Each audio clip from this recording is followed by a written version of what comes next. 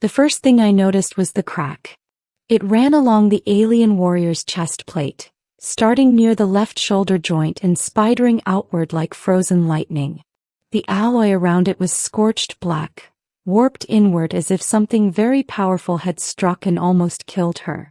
The second thing I noticed was that she hadn't left. Most warriors did. The battlefield salvage bay aboard the human outpost Ardent Hope was not a place of honor. It was where damaged machines, broken weapons, and the occasional wounded ally were sent when proper facilities were overwhelmed. No banners. No priests. Just sparks, oil, and the quiet hum of emergency power. Yet she stood there, perfectly still, towering over my workbench, helmet on, spear magnet locked to her back. Waiting. "I can fix it," I said, wiping grease from my hands. "But you'll have to remove the armor." Her head tilted slightly, the segmented helm catching the light. The glowing glyphs along her visor pulsed once. "That will not be possible," she said. Her voice came through a translator. Low, controlled, metallic. "The armor does not leave my body." I glanced at the crack again. "Then it's going to fail. Next hit like that, the plate won't disperse the energy. It'll go straight through you." Silence. Around us, the bay echoed with distant artillery from the far side of the station. The war hadn't stopped just because we were fixing things. Finally she spoke. "Then repair it while it is worn." I raised an eyebrow. "You trust a human that much?" Another pause. "I have no other option," she said.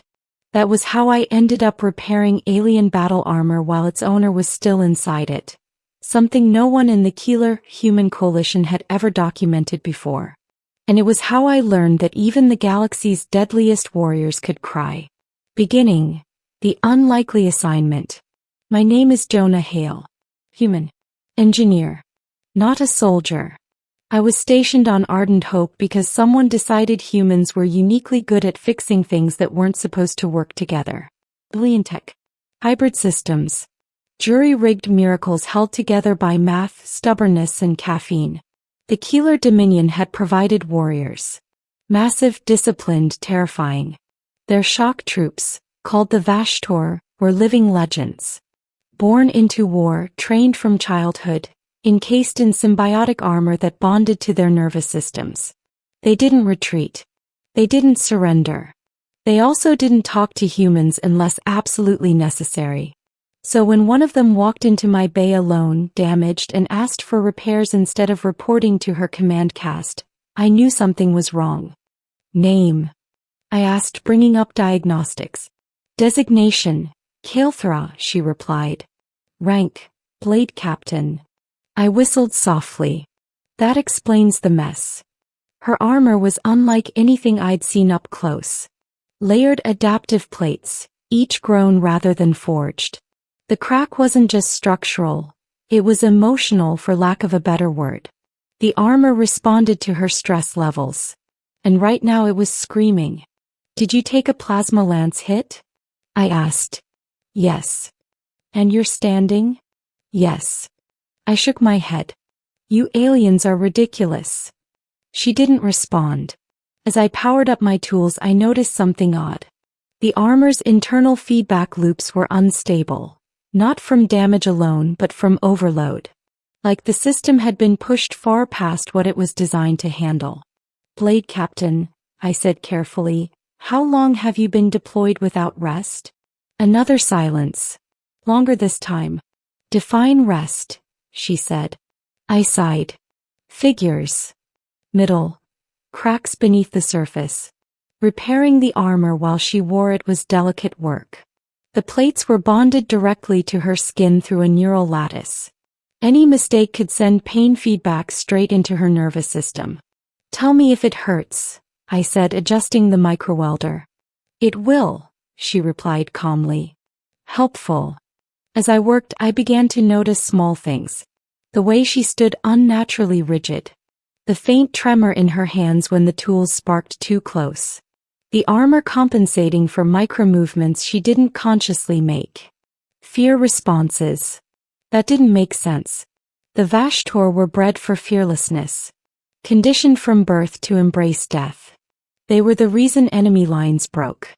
Kael'thara, I said, keeping my tone casual, can I ask you something personal? No. Fair enough, I said. I'll ask anyway. Why didn't you go to your command? She didn't answer. I sealed part of the crack, reinforcing the lattice with human nanofiber. The armor accepted it almost eagerly, adapting around the foreign material. Your armor's stressed, I continued. Not just from battle. From you. Whatever you're carrying, it's bleeding into the system. Her breathing hitched just slightly. That is irrelevant, she said. I glanced up at her visor. The glyphs flickered, then steadied. Look, I said gently, I'm not your superior. I'm just a guy with tools.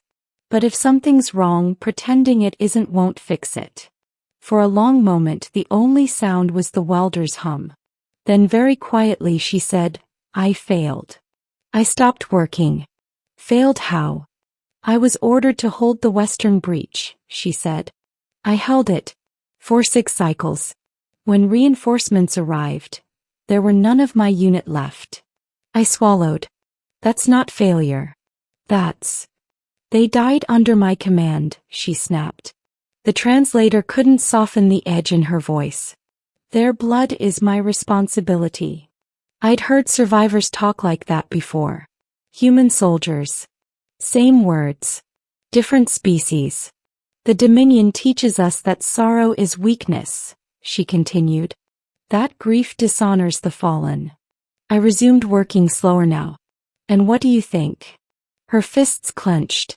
I think, she said, that when the last of them fell and I was still standing, I did not feel honor. The armor trembled. That's when I noticed it. A faint shimmer along the inner edge of her visor. Moisture. At first I thought it was a cooling issue. Condensation from temperature difference. Then I saw it drip. Kael'thara, I said softly, are you crying? Her entire body went rigid. That is impossible, she said immediately. Vashtor, do not. Another drop slid down the inside of the visor, catching the light. I'm not judging, I said quickly. Humans do it all the time. That is also considered a weakness, she said, her voice suddenly strained. I powered down the welder and set it aside. Hey, I said, stepping back so I wasn't crowding her. Listen to me. Crying doesn't mean you're weak. It means you're still here. She shook her head once. If my command cast discovers this. They won't, I said. This bay doesn't record audio. And I don't report emotions. She stood there, silent, shoulders trembling now, the armor struggling to compensate. I waited until I was alone, she whispered. I believed the mask would hide it. The galaxy's most feared warrior, alone in a human repair bay, finally let herself break. The human response. I didn't touch her. I didn't try to console her physically. I just sat on the edge of the workbench and waited. After a while her breathing slowed. I am defective, she said. No, I replied immediately. You're alive. She turned her helmet toward me. What is the difference? I thought about it. When humans go through what you did, I said, some of them shut down. Some of them rage. Some of them cry. None of that makes them defective. It makes them human. She considered that. I am not human. No, I agreed. But pain doesn't care what species you are. Silence stretched, heavy but no longer sharp. I have completed the repair, I said eventually. The armor's stronger now. Better than before. Because of your modifications? She asked. Because it adapted, I said. Just like you did. She straightened slightly. The tremor eased. What will you tell my command? She asked. That the armor took a hard hit and needed human reinforcement, I said. That the blade captain fought beyond design limits. That seemed acceptable to her. Before she turned to leave, she paused. Engineer Jonah, she said. Yeah.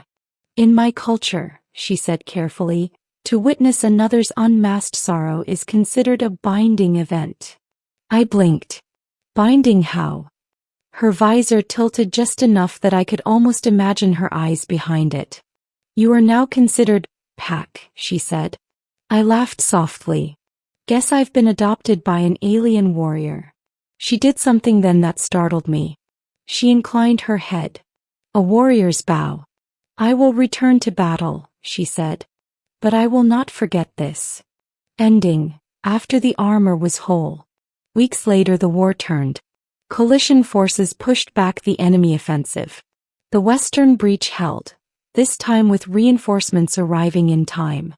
I was in the salvage bay again when a familiar shadow fell across my workbench. Kael'thra stood there, armor scorched but intact.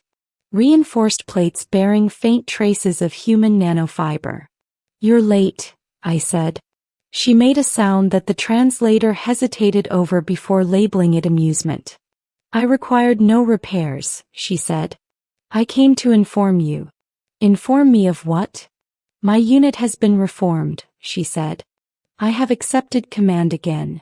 I smiled. I figured you would.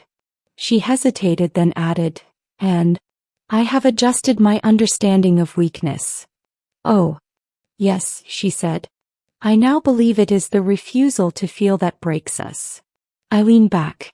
That's a very human conclusion. She nodded once. Then perhaps, she said, humans are not as fragile as we believed. As she turned to leave, she paused again. The armor still carries your work, she said. It reminds me that even cracks can be strengthened. I watched her go, spear on her back, steps steady. Later, when reports came in about a blade captain who held the line without losing another soldier, I wasn't surprised. Because sometimes the strongest repair isn't metal or energy. Sometimes it's being seen, unmasked by the right human at the right time.